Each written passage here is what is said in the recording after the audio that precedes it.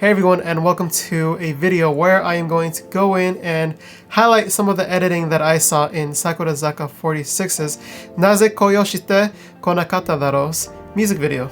Now just to give a little bit of backstory, I edit every single day. That's my full-time job as an editor. I do a lot of creative stuff, create a lot of stories, and I think I might know a few things here and there about editing. So I decided to go in and talk about this music video because there's a lot of stuff in here that I really like, and this is the first music video that I've seen in a while that I've thoroughly enjoyed. So let's go ahead and jump into Premiere and show you what I have. So jumping in here, we can see all of it's cut up onto the different scenes. If you see over here, as I scroll down, you can see all the different cuts that the actual editor did to this music video. There's some interesting things in here. As you can see right here in the chorus, a lot of faster cuts compared to the beginning, maybe some middle parts over here, maybe some sections over here. So if you're wondering what all those little symbols are, those are actually through edits. So right here, if you go on Premiere, you go through edits right here, you can see when you actually take a clip and cut inside of the clip itself. It helps me organize myself, and the bars that you see across are the duplicate frame markers, which again you can check right here to see if you use the same footage over and over. That's a little tip if you're curious about Premiere. But I do want to highlight some sections about this music video, not just give entire tips like this, because some of you might not be interested in that and actually be interested in the music video itself. But if you are interested in maybe some tips alongside with this video, let me know down below. Alright, you can kind of see the notes down there, see what I'm going to talk about, but let's go ahead and point out some of the stuff that I found here. So with this shot, now I can't play the audio because of, copyright reasons. So I'm going to play it and you're going to have to kind of visualize what the music is depending on the waveform. But I wanted to highlight this section because it's a really interesting intro that this editor does. It really brings your attention forward and is a little bit different than what I originally thought it was going to be. And I think that's kind of the editor's choice of doing, because the expectation for this song was a little bit different because, this is Sakurazaka's second music video. And after the first one, everyone thought, okay, Kiyakizaka tone throughout the whole thing. But this one really showed a difference. Let me go ahead and play the original.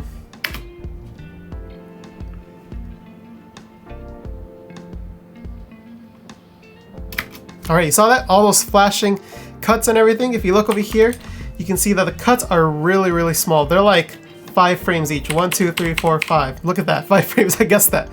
But a lot of them are really short, this one being the longest one, but still, that's probably like 8 frames, or 11, I imagine. So, as you can see, it's really fast cuts, and that kind of just leads you in. It goes in with the drums, and really helps define itself and differentiate itself, kind of. Versus something that maybe what I kind of expected, which is this.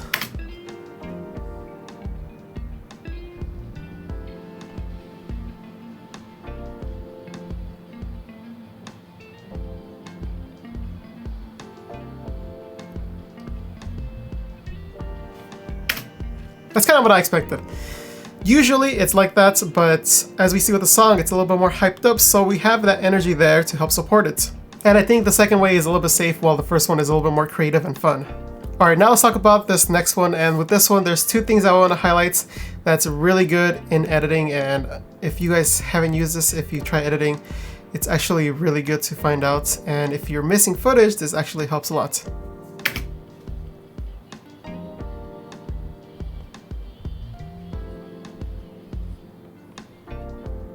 Alright, how many of you guys noticed that? Okay, we're gonna go ahead and look exactly what happened. But if you look here with cutting, you're able to see those shots are very similar. Like, they're exactly the same angle. You see, it's like the camera moved a little bit. If I play it again, you can see. So the camera probably just moved a little bit more, especially if I compare it from the previous one to this one. That's a couple seconds apart.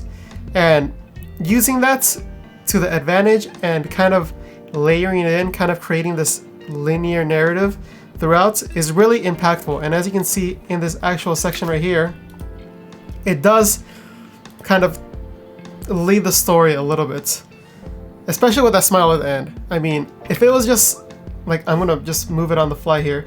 If it was just pretend it's continuous, and then this is an impact, but with the timing of the song, I feel like the separation did help with having these two shots over here, and plus it gives more runtime to the actual other members. Oh, and by the way, if you're wondering, oh, why didn't they just reverse one of the shots so then both of them are going down or both of them are going up? Because, you know, she's looking up, so if the camera goes up on both of the shots, it might make more sense. But take a look at this. Some of you might have noticed that, but if you look at this actual clip, the pedals are flying upwards, so you can't reverse it. So however they shot it, that's kind of what we have since the pedals are falling downwards. Alright, and then we move on to this next one, and this one's about a transition that they made that I really enjoy, and also, again, more usability of shots, and in this case it's a little bit different than the previous example. Let's watch.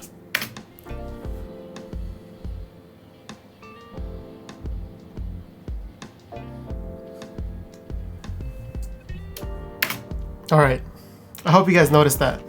I'm gonna go ahead and show you guys over here. So, I'm gonna talk about the transition first, and right here with this shot, we see them throw the pedals from the previous shot. It's falling down onto the camera while it's going up. But the most important thing here are the strings. The strings are the connection point between the two shots. Now, looking at this, we can see the strings twisting, black, more strings. That content to help transition into it. This is when you can really tell about the pre-production and just going into it. So they're like, all right, editor, this is what we have planned for this little section right here. We're gonna have the strings, and then it's gonna go to more strings. Editor just got it, took command, and did it. And I am a little bit curious to see how it looks without the black frame in there. Of course, it does go with the music, but just looking at it visually, I could see the excuse for the black frame now. Yeah, okay, I can see that. Just to help it flow a little bit better instead of just being a direct cut to that.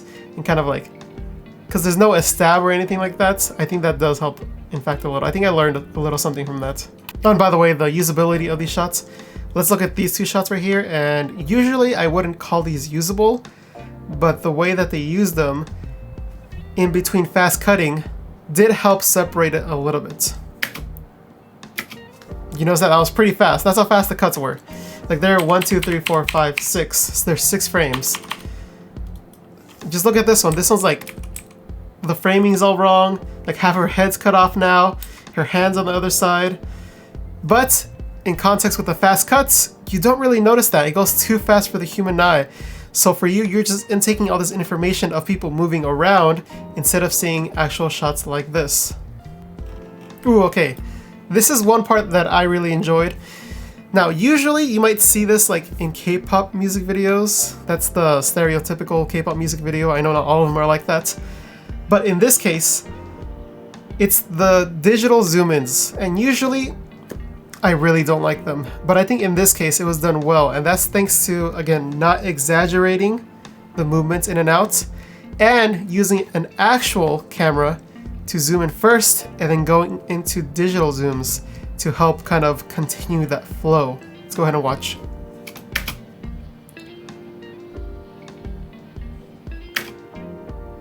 Alright, now if you saw that, this first shot right here is an actual camera going in. I imagine there might be a little bit of digital zooming in there, I can't really tell. But then we move on to the next ones, where you can notice a little bit more digital zooms. Like let's look at Koike right here. So if we just go in, we can see it going straight to her face. If you can tell, it's going at a corner of the screen. It's not going straight to the center, you know, as a zoom would. Like if I were to zoom this, you can see it zooms in the center. It doesn't zoom in exactly over here or over here. So that's one sign of a digital zoom. But I think in this case, what made it work well is this original close-up of the camera, then going into these different digital zooms, kind of help, you know, lead the way for it.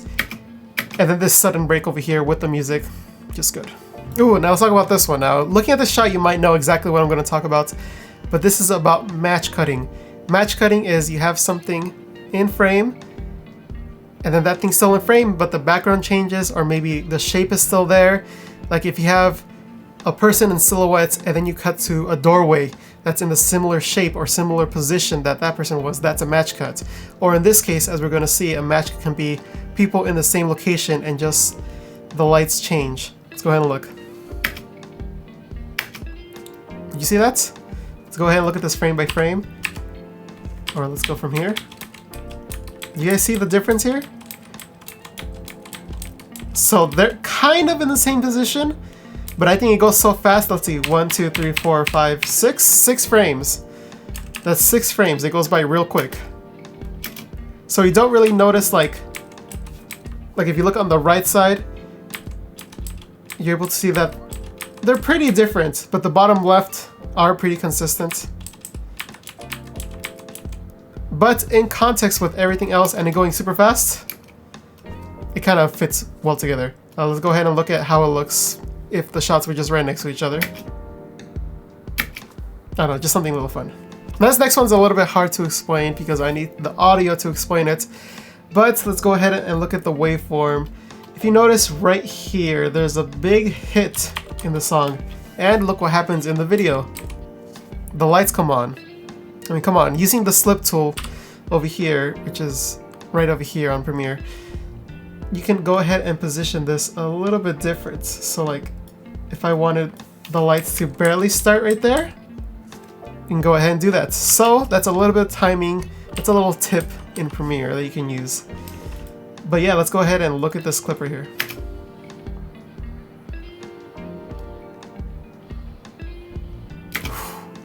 All right, I especially want to highlight this part right here. That part right there. Now the reason I like this a lot because it goes with the naze. And it's na here, then ze here, but both of the shots have connecting features, which is head raise, head raise. There we go. It just really helps complement each other, and with the lyrics going into the chorus, I think it fits really, really nice. All right, now throughout this music video, there's some speed ramps in there. Let's go ahead and look at some speed ramps that are in there. So we have this one. This one's a speed up speed ramp. This one right here is going into slow-mo. And this is another going into slow-mo one. So we have fast, slow, slow. Fast, slow, slow. But there is one in here that isn't a post-production speed ramp. It is actually just a, well, I guess technically it is post-production, but it's more of an editing speed ramp where it's the clips actually complement each other instead of going in and doing a curve for the actual speed ramp. Let's go ahead and look. Now, just looking at these spins regularly, they could be pretty, they could be pretty much at a normal speed. You see, all these are pretty much at a normal speed.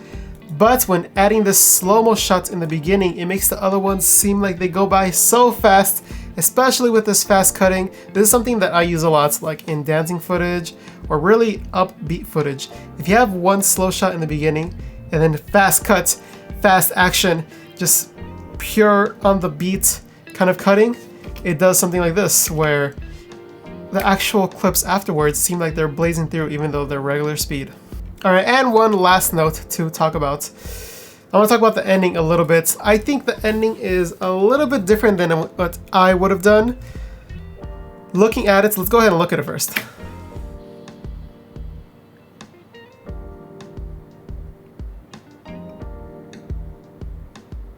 All right, so by itself it seems pretty all right. But for me, that one shot lasts a little bit too long. And what I'm talking about is this shot right here. I feel like right there would have been a good cut, but it just keeps on going. It's just a little bit too long. In editing, what I like to think about is like a standard cut. There's quick cut if you go a little shorter. There's cinematic, but then when you go a little bit over, that's when it starts getting like a little bit like, okay, we can go ahead and go to the next one now. It's a little bit uncomfortable feeling. Now, this is something that I did. Again, I don't have all the shots that they do. I'm literally just taking the cuts from the music video, and thanks to Premiere for adding that auto detect scene cut or something like that in there. It makes my life way easier when looking at these music videos because they cut it up for me. And this is something that I did. It's a little bit different, it's a little bit similar, but let's take it the alternate look.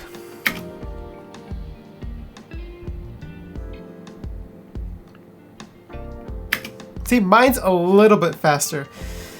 If I were to compare exactly when the actual frame stops, so right there, mine is actually, you see, it's like 2/3 of it.